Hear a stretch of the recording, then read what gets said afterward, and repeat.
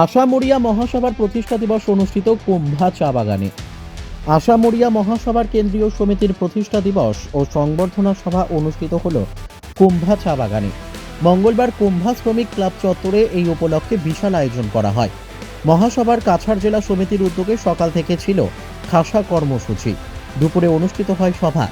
এতে মহাসভার মুখ্য উপদেষ্টা মদন চাষা, আসাম বিশ্ববিদ্যালয়ের অধ্যাপক ভগবান সাই প্রধান, আহ্বায়ক সমিতির সভাপতি প্রদীপ তাঁতি, কাছাড় চা শ্রমিক ইউনিয়নের কার্যকরী সভাপতি অজিত সিং সহ অন্যান্যরা বক্তব্য রাখেন। বিশিষ্ট সমাজসেবী কাছাড়ের সমগ্র শিক্ষার জেলা প্রোগ্রাম অফিসার ডক্টর বিদ্যুৎ দেব চৌধুরীকে বিশেষ সংবর্ধনা প্রদান করা হয়। এর আগে ছিল প্রভাত ফেরি, স্মৃতি তর্পণ ও প্রদীপ প্রজ্বলন।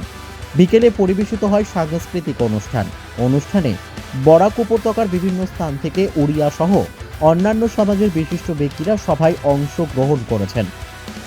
উধারবন থেকে শিবাজি ধরের রিপোর্ট, নববার্তা টুডে। সংগঠনকে নিয়ে ব্রহ্মপুত্র উপত্যকার বহু জেলায় সভা সমিতি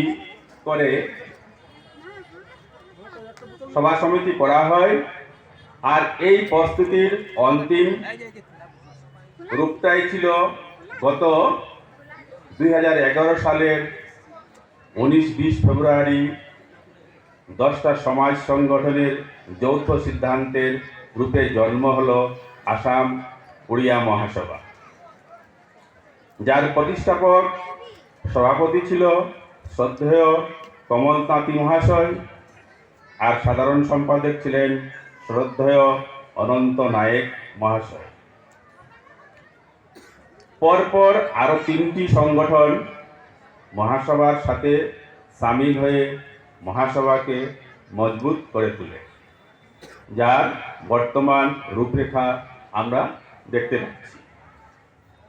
2011 সালের আজকের দিনটিতেই যে সকল ব্যক্তিবর্গের প্রচেষ্টায় যোরহাট শহরে উড়িয়া মহাসভার জন্ম নেই, সেই মহান ব্যক্তিগণকে জানাই আমার প্রণাম।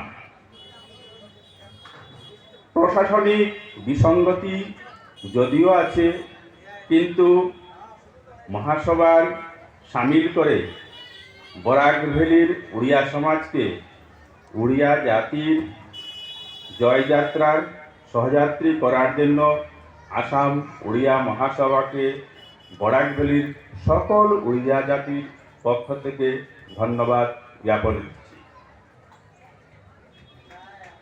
মহাসভার লক্ষ্য হচ্ছে আসামের বিভিন্ন প্রান্তে বিচ্ছিন্ন থাকা সকল উড়িয়া জাতির প্রত্যেকজন ব্যক্তি ও পরিবারকে একত্রিত করে ওনাদের সর্বাঙ্গীন উন্নয়নের জন্য কাজ করে যাওয়া।